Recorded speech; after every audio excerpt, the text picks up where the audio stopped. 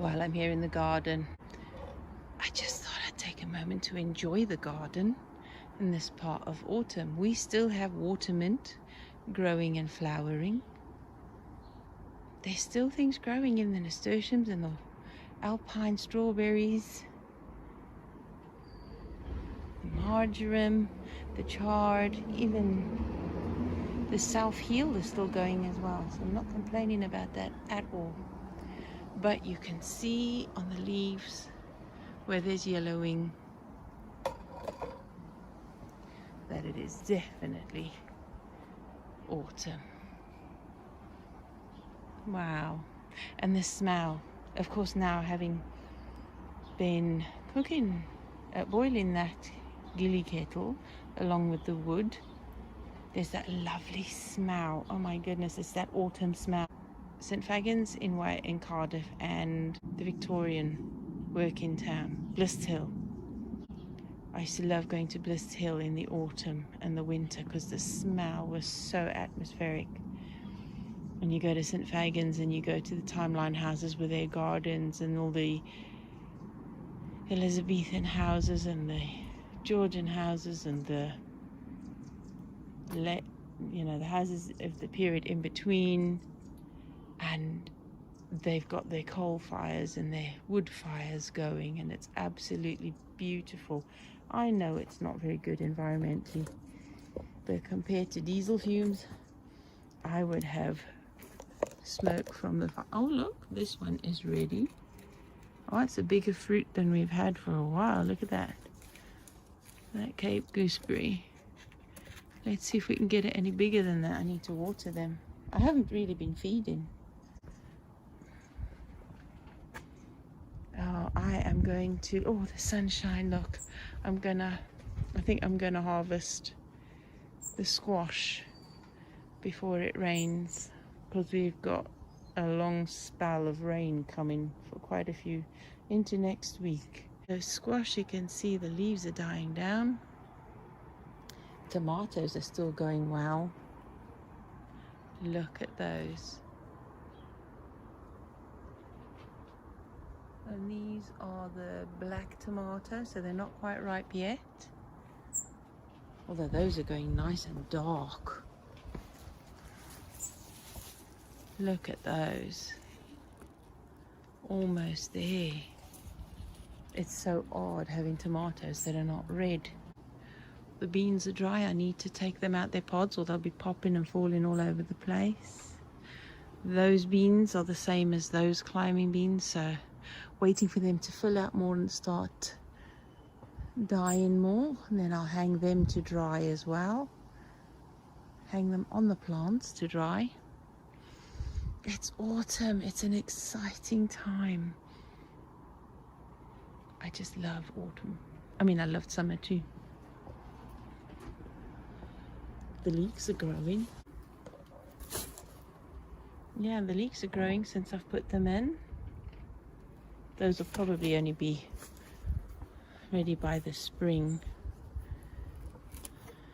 But if push comes to shove in the winter, I could always snip a few leaves here and there to add into soups and stews. And these beautiful, beautiful squash. Absolutely gorgeous. Oh, the one on the other side's huge. Still got calendula flowering, so I shall deadhead a few and keep them going for as long as I can. I've still got Herb Robert going. I love it when you can still see at this time of the year there's still things growing. There are still carrots in the ground. These beauties. And they are a green tomato. They're called Green Envy. So it's figuring out when they're ripe. I'm sure I can see those little vein type structures in there, and that's usually when they're riper, but it's still a little bit hard, so there's not much give in there, so I'm going to give them a bit longer. Hopefully they don't rot all with all the rain that's coming, because we're getting a huge amount of rain soon by the end of today. Oops, that one must be ready. It just fell off. Oh, yep. I think if you touch them and they fall off, they're ready. Look at this beauty. This is the biggest one I've got. That is a nice one. Absolutely lovely. We've still got some spearmint. There's still some beetroot in here, but I don't think they're going to do anything. I'll keep them in there for fresh salad leaves. And the chard, I just held baby leaves off them for salad through the winter. Oh, there's still a carrot hiding right there. It's finally come up since I've cleared. The kale is still going, but I do need to get the dying leaves out from underneath just to deter the slugs. And I think I need to dig up some of this ochre, see if we've got any tubers in there. Plenty of comfrey to be harvested and kept to make powdered leaves for salve. And this beautiful, beautiful asparagus. So light and feathery. Oh, the flowers were so delicate and dainty. And my marshmallow that's in the pot, I'm going to put those in the front garden as well. Nettle will go in a bigger pot because I want to keep cultivating my own nettle. The raspberries are almost done. There's a few more fruits on there to ripen and get ready. Not many. It's like the last dregs. Not much left. So they'll be done. And then I can thin out the older ones and leave the newer ones for next year.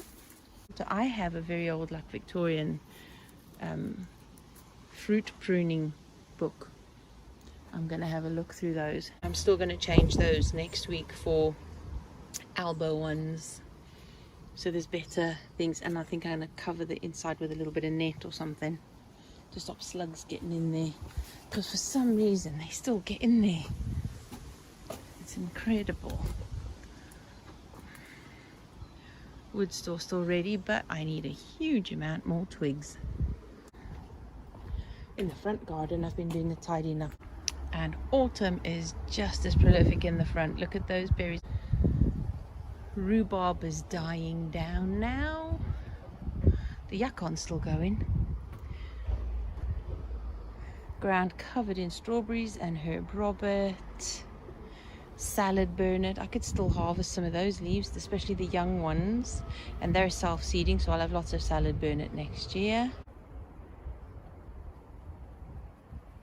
And the strawberries are edging nicely and keeping everything softened on the edges and covering the ground. There's still some roses coming on there.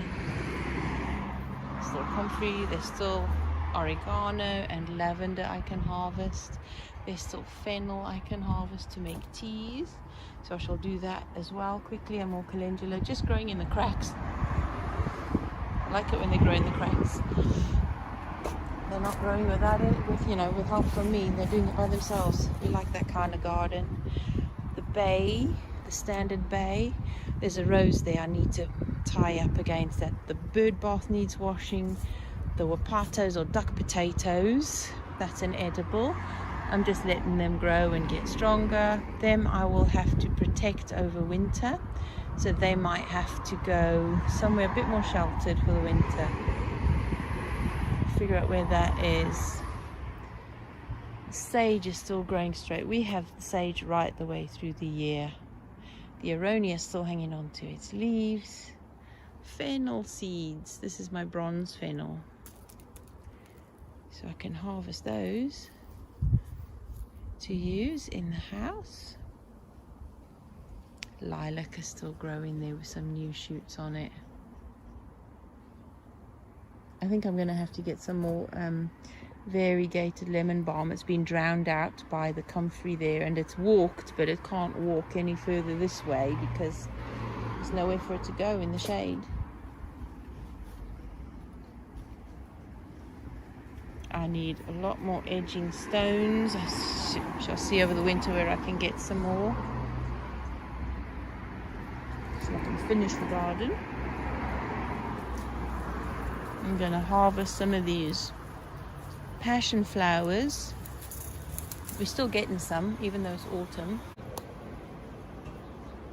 Look at that. You see the bees?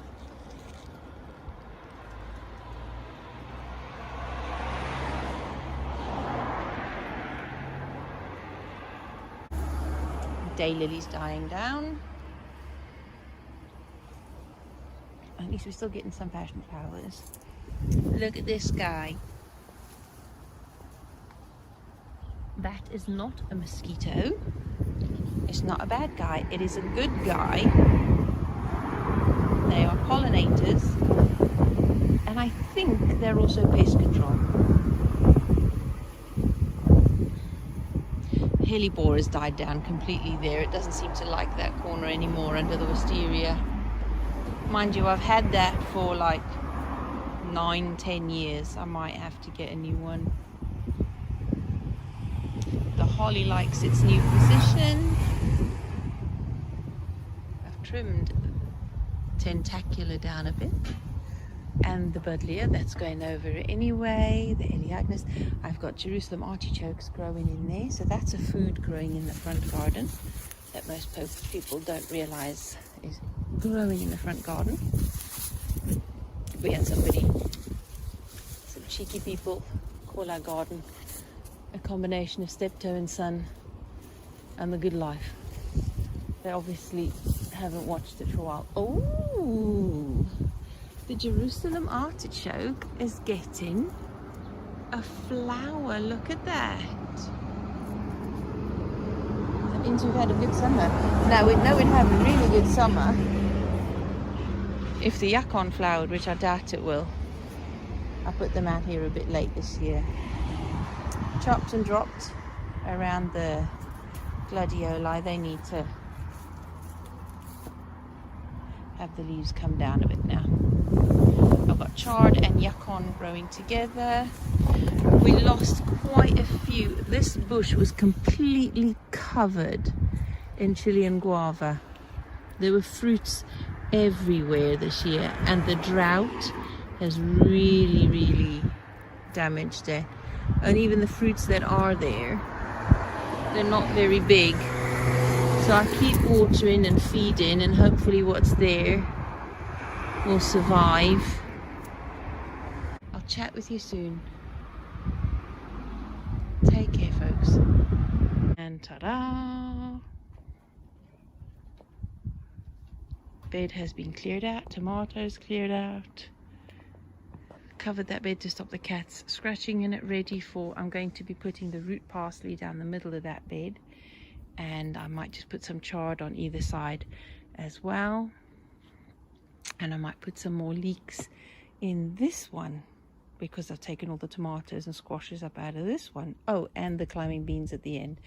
They aren't ready yet, but they are hanging to dry, and I'll use them for cooking, even if I can't use them to grow for next year. This is the squash and tomato harvest. These ones, as you can tell, some of them are already ready because these are actually green envy. They are supposed to be green, and those ones there are supposed to be black tomatoes. I think black because they just go so dark green, they look black, but they've got a little bit of ripening yet to do. So I'm leaving them under here to fully ripen even more.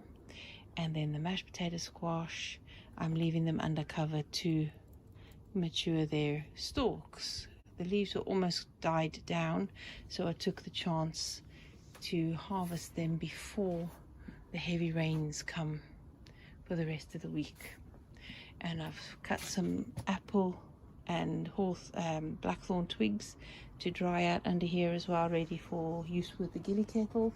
I'll need a huge amount more than that. I probably need a big basket this big, if not more, to last us the winter. There is our charcoal as well, ready for just in case. We'll be barbecuing in the winter.